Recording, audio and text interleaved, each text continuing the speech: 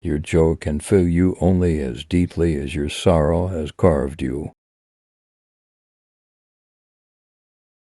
When you are sorrowful, look again in your heart, and you shall see that in truth you are weeping for that which has been your delight. The mother is everything. She is our consolation in sorrow. He who loses his mother loses a pure soul who blesses and guards him constantly. We choose our joys and sorrows long before we experience them. The deeper that sorrow carves into your being, the more joy you can contain. Hearts united in pain and sorrow will not be separated by joy, and happiness, bonds that are woven in sadness, are stronger than the ties of joy and pleasure. Love that is washed by tears will remain eternally pure and faithful. Some of you say, joy is greater than sorrow, and others say, nay, sorrow is the greater. But I say unto you, they are inseparable, together they come. And when one sits alone with you at your board, remember that the other is asleep upon your bed. Verily you are suspended like scales between your sorrow and your joy. The biggest thing in today's sorrow is the memory of yesterday's joy. I would not exchange the sorrows of my heart for the joys of the multitude, and I would not have the tears that sadness makes to flow from my every part turn into laughter.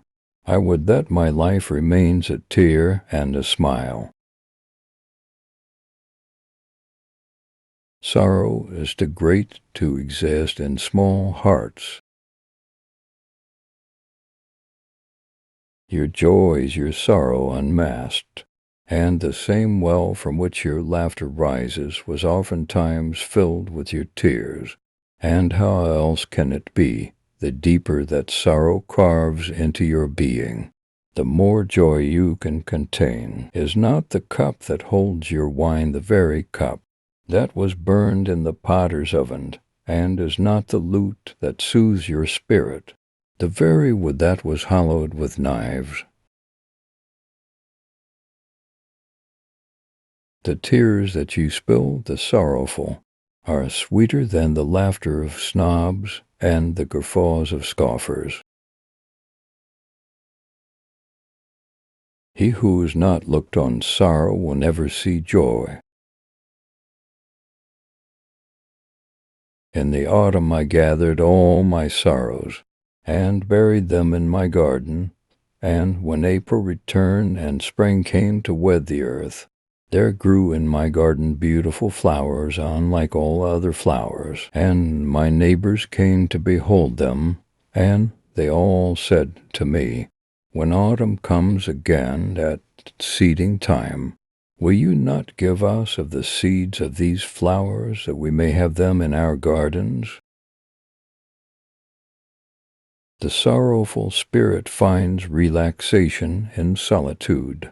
It abhors people, as a wounded deer deserts the herd and lives in a cave until it is healed or dead.